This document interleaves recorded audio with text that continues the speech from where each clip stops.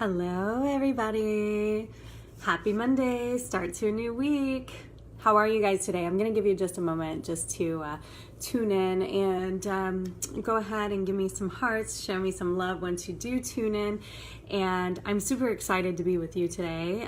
Just wanted to share with you some things that have come to me over the weekend. I have been working diligently on so many new things. I am so super excited.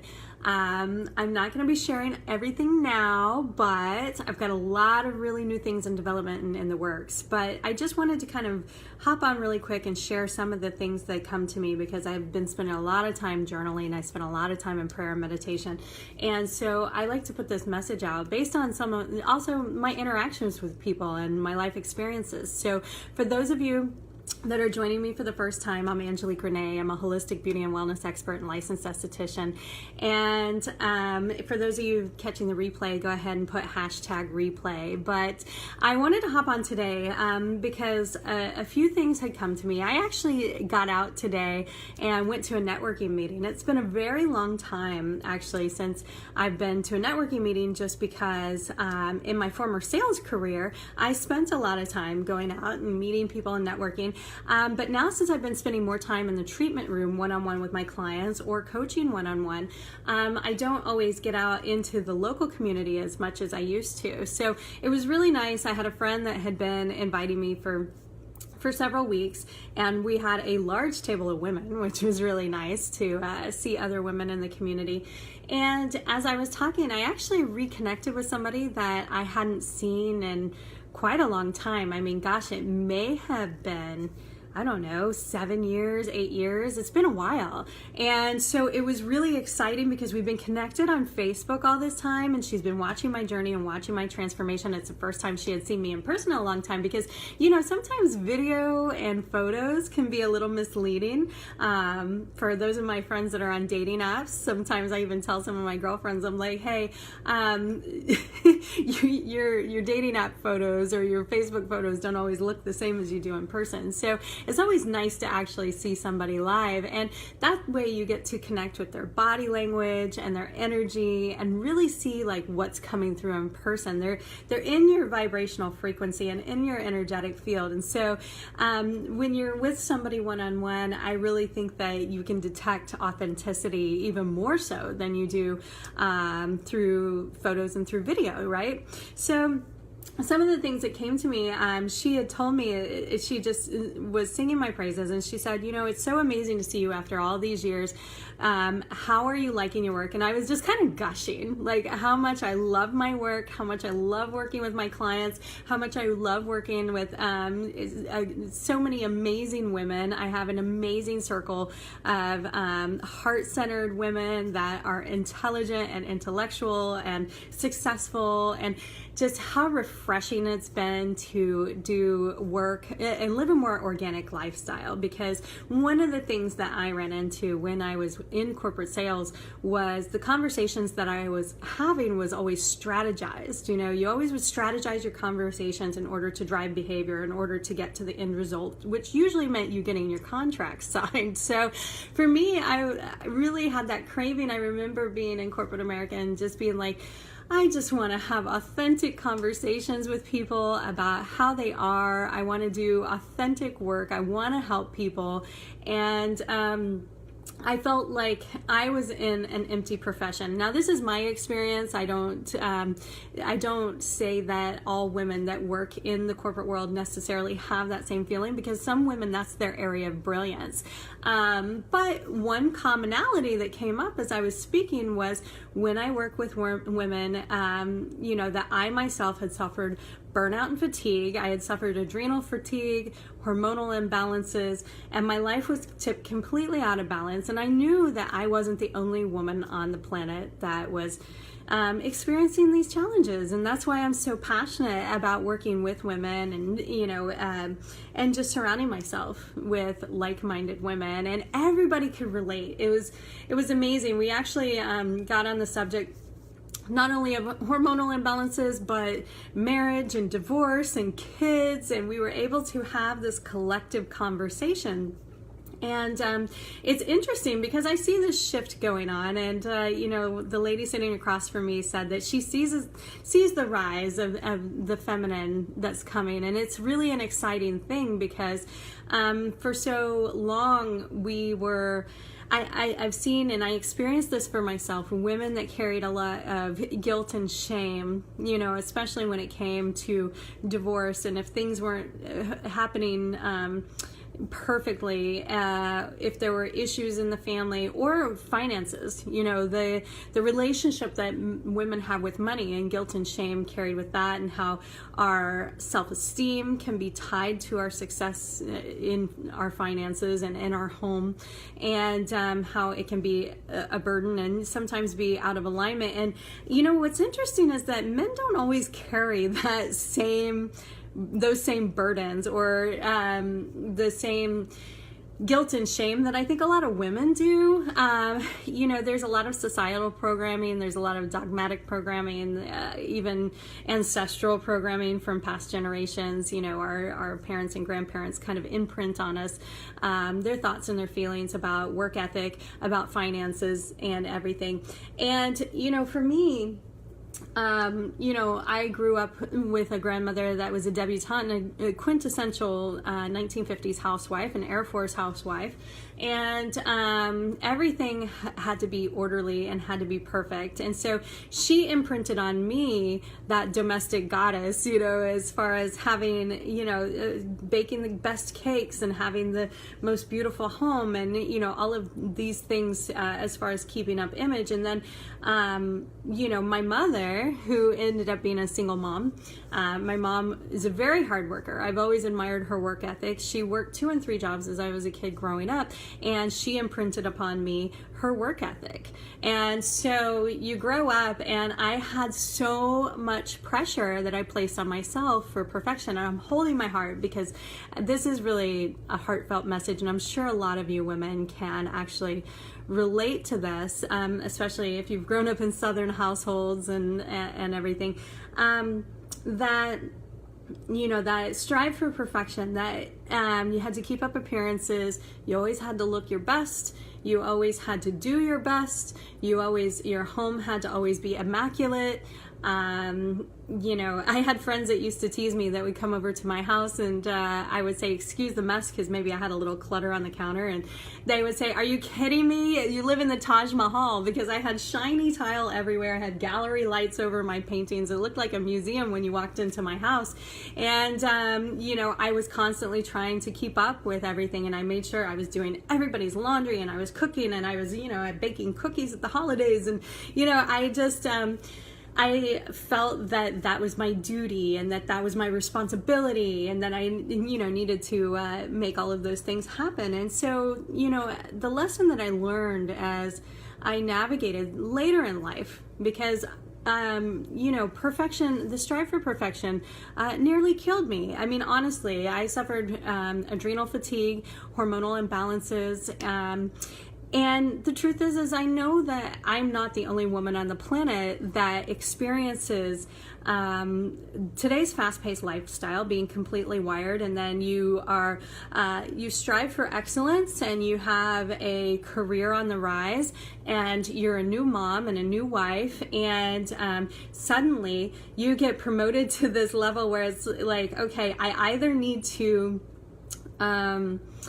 I either need to delegate and offload some responsibility, or I need to outsource or get some help, because I'm only one person. We try to be everything to everybody, and there's so often that, especially the grandmothers in the family and everything probably say, well, I don't hire help, I don't have anyone come in because it's my home, and nobody's going to do it like I do it. I hear that with women in business so often. Nobody's going to do it the way that I do it. And even for that matter, one of my favorite coaches and mentors, she went through that herself. For the longest time, she had the hardest time just letting go, saying that nobody's going to do it the way that I do it. Now she's learned how to train people to do things up to her expectations, because she has a standard of excellence.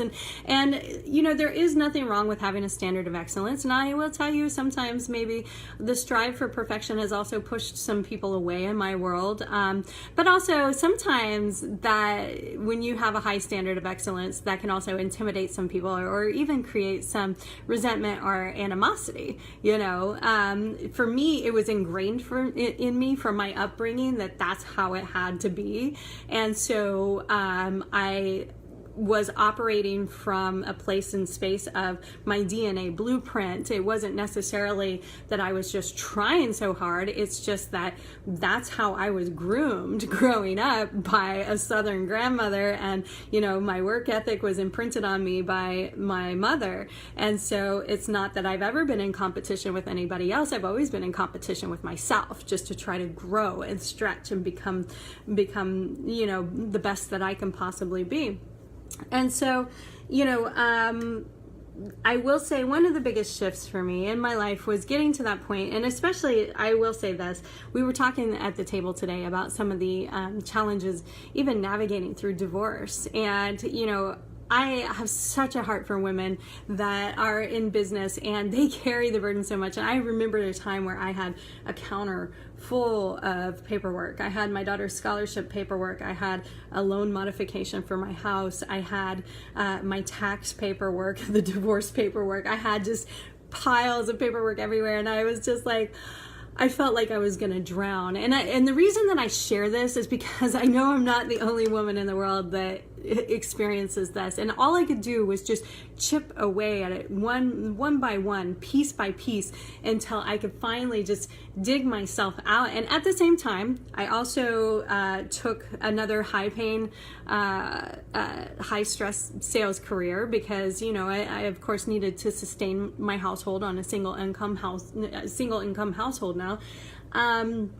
And then I had travel, and then I went back to school so I could change careers. So I was taking my textbooks on the plane, and I was submitting my coursework during the week online, and then I would fly home and I would be in class on the weekend, and I just was doing whatever it would take. And I know a lot of women can relate to that because especially as single moms, it all rests on you. It all counts on you. And if you're like me, you may not have family locally or nearby. I mean, I'm very fortunate and very blessed that I have a wonderful family that is very supportive, but they do live far away. So that can create some additional challenges when you're kind of managing and navigating by yourself. But, you know, I've been here longer than anywhere now. This really is my home, and my daughter has a home in her school. I can't ever imagine being anywhere else.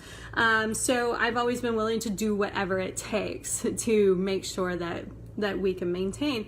And it's so interesting because I have girlfriends, and I'll tell you, the way the laws are set up too, sometimes it preys upon divorced women. I mean, one of the lessons that I had to learn, I remember trying to separate my auto insurance policy, and I called up my company, and they wanted to charge me the same amount that I was paying, but for one person, that I was paying for two people. And I said, how does that even make sense? You're keeping my business. I had been with him for like 17 years.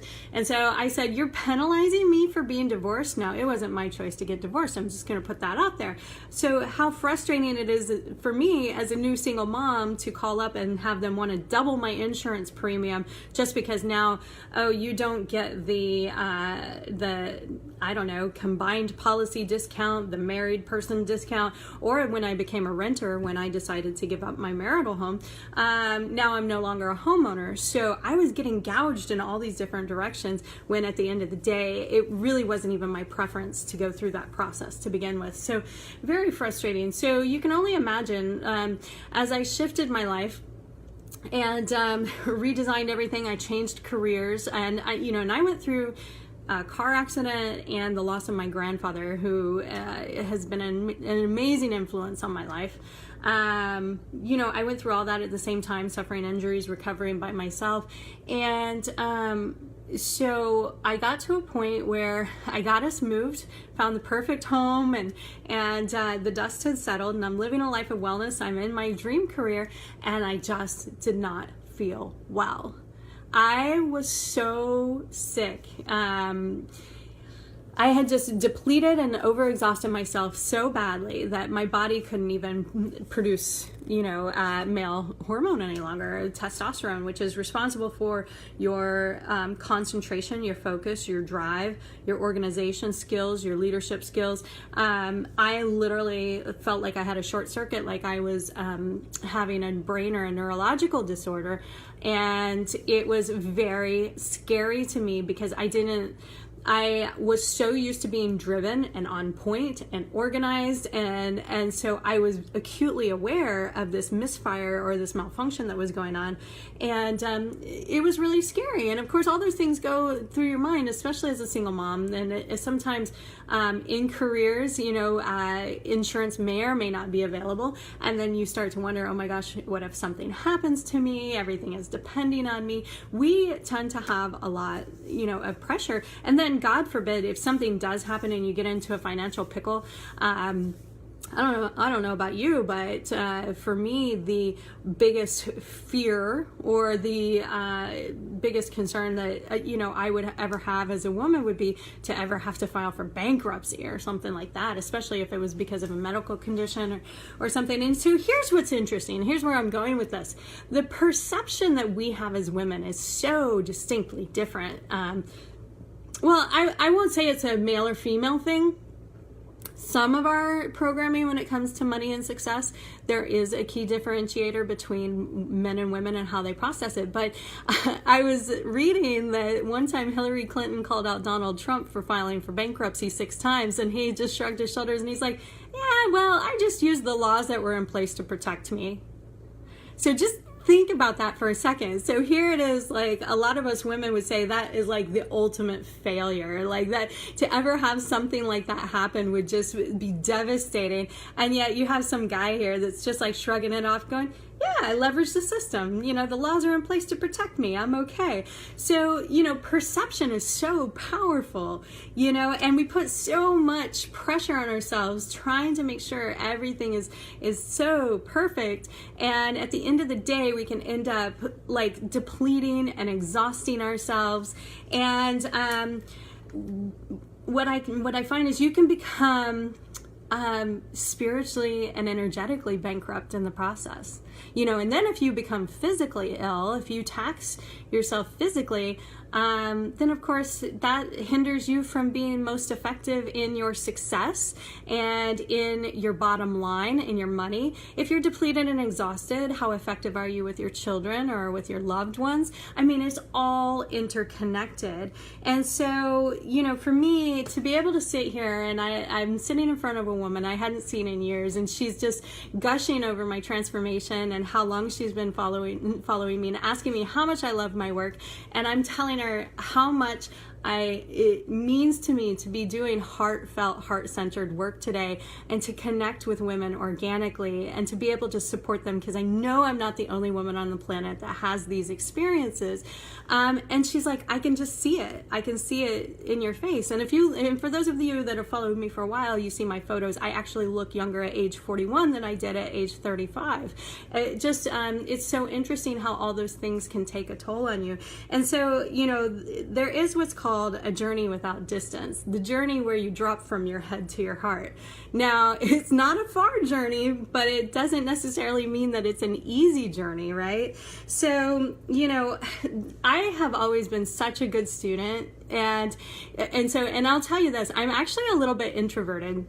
Most people don't know that about me, but like I do sometimes feel awkward in social settings. I thrive better in smaller groups than in large crowds. It taxes me energetically. I'm very sensitive to my surroundings, so I'm selectively social. But I have always been a student. Now, it's not just a matter of being a student and learning the how-tos. There were points in my life, and especially when it came to spiritual studies, when I really really started looking at how I can nourish myself, how I can nourish my body, how I can nourish my soul, how I could nourish, every aspect of my life in order to be whole again, after giving away pieces of my identity and my time and my energy piece by piece, until I found myself completely scattered and exhausted. There was a point where I shifted my spiritual studies to not just obtain knowledge, but to learn practical life application. I did have somebody tell me one time, because I've been a student of so many different things, they said, Angelique, you're never going to understand God intellectually. And I said, you're absolutely right, but I will understand man in the world around me.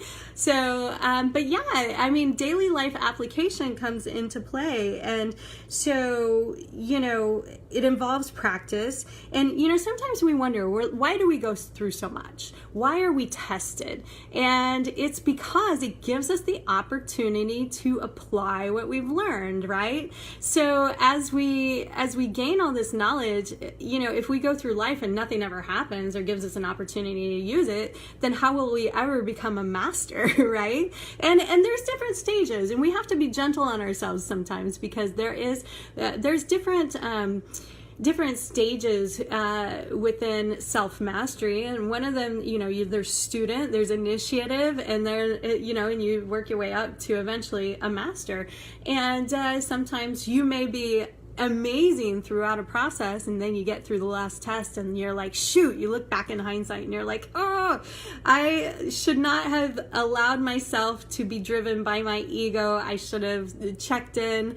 I should have asked for my higher self and for guidance before, that way I could actually respond rather than react. And so, rejecting the ego's guidance and accepting, love's guidance or creator's guidance instead, that's an important tool. I think I'm going to turn on the light because it's getting a little dark here. Hold on. Okay, that's a little better. I usually like to be in the sunlight because I think that it's just a much prettier light to have natural light. So anyways,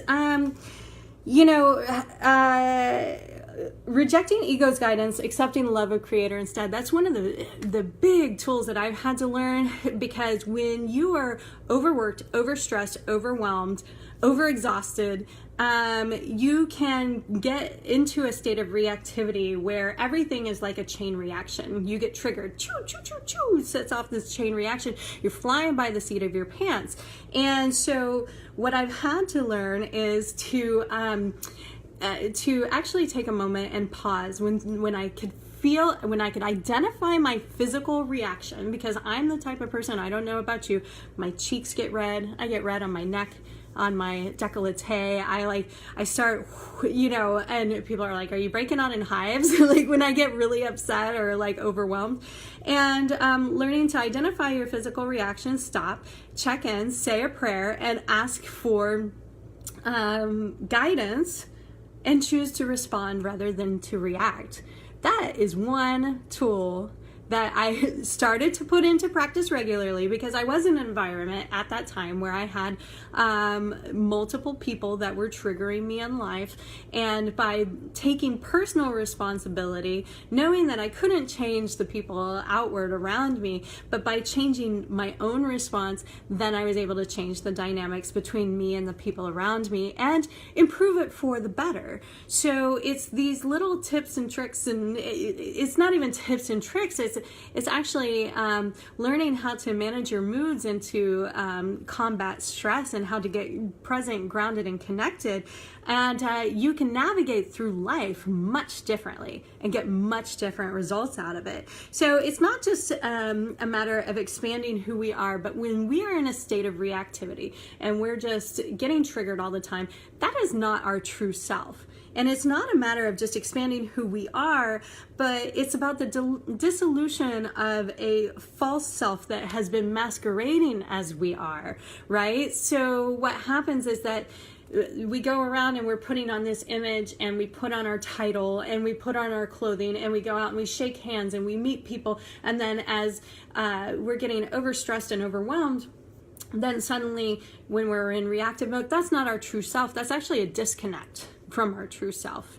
So learning how to master all of that is just crucial to stepping out of chaos and actually getting into a state of peace and love and serenity. And I will tell you, there was a time that I worked with coaches and guides and mentors, or even tutors with some of my spiritual studies, that I would bring up certain scenarios and I would say, this happened and this person made me feel this way, and I said this, and I can tell you, some of my mentors challenge me, because when they love you, they will challenge you. They will keep you accountable to your true self and to your true character. They're not going to feed into whatever story that you have at that moment of that we put all of these attachments and labels on it and attach emotions to it and make it bigger than it really is. And they say, well, do you not see how you could have handled this differently? Do you not see how you could have held back? Do you not see how you could have refrained? Do you not see how maybe you could have said something in a different way? And then of course you get angry and you get frustrated because your ego is like this person is making me so mad, and it's not a good way to live, because when you're living in that fight or flight response, your cortisol levels go up, your hormones get thrown off balance. Then guess what? Then you start holding on to weight. Then you're more susceptible to emotionally eating, and it's just this whole trigger, a ripple effect, even for that matter. Then you start getting a little overweight, and then you start feeling unattractive. Then you don't want to be as intimate with your partner. Then you're not dressing as cute. There's all these things that it's just this ripple effect throughout your whole life. And that's why it's so important, because when you're so overwhelmed and so overstressed, why it's important to have coaching, guidance, and support to speak life into you and to help you navigate when you can't think straight for yourself. Because that happens to a point where your kids are tugging at your shirt and you're just like, what? Wait, hold on. I got to send out this one more email. I got to take this phone call. And they're going, oh my gosh. If you ask my daughter today as a teenager, how does she like her life today versus several years ago? She told me, she's like, Mom, I didn't know what was going on, because I didn't share with her all the adult stuff behind the scenes. She said, Mom, I didn't know what was going on, but I just remember you were salty. You were salty all the time. And I'm like, I don't want to hear that. I hate hearing my kid, who's the number one person in my life. She's super awesome, to hear that she didn't kind of like being around me because I was just salty all the time. Yeah, that's not fun, right? That's not fun. That's not who we want to be. The beautiful thing though is I've been able to model for her the example of that we are empowered to choose. That it is a choice, and that we can choose differently, that we don't have to settle, we don't have to accept, that we can redesign our lives to be more in alignment with our soul and with our spirit, and therefore we can be abundant physically, financially, emotionally, and everything else. And so but in the meantime, and this is why we need our mentors and guides and coaches to support us, is because until we become masters, we are going to fumble and make mistakes.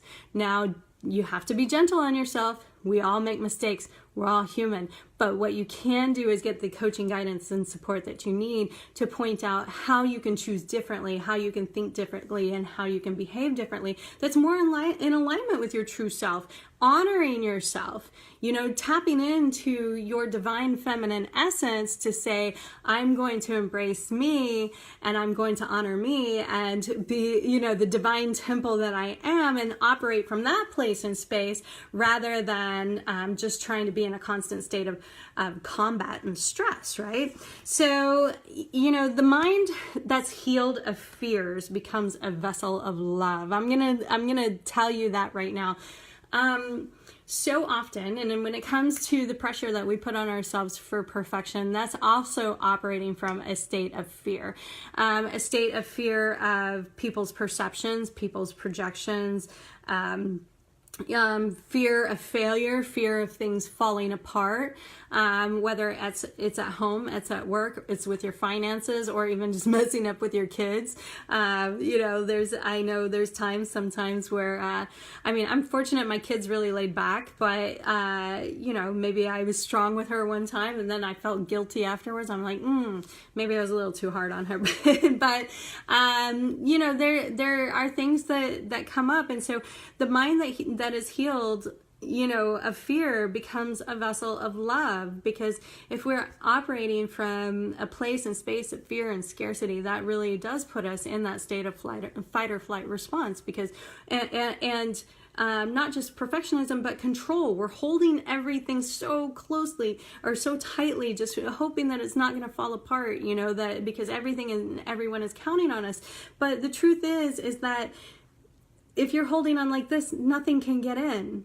But if you're like this, then you can create a flow and live in a state of flow. Things can come in, things can go out. And then it's a different state of being altogether. And that's the thing that I've had to learn. It's not just about the doing, because there for a long time I was a student and I learned all the things to do, and you're like, I'm doing this and I'm doing that, and but you don't need to add to your to-do list. It's about integration. It's about having to become a part of you. What honors you, what fulfills you, what nourishes you. And each of us is a little bit different, but love, when you squash fear and you are no longer operating from that place and space of fear and scarcity, you become a vessel for love. Love is the highest vibrational frequency, and that's where the miracles begin to happen.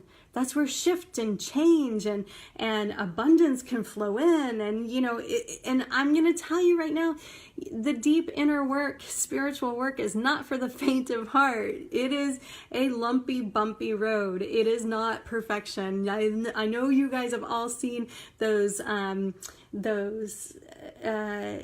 drawings. I apologize when my head starts working faster than my mouth. Sometimes I stumble a little bit, but those drawings where it's like you see point A and point B, like when you're on the way to success, and it's like just squiggles like all over the place, right? That's pretty much how it is. And so I really feel that people are starting to kind of let go of perfection and try to live more in authenticity.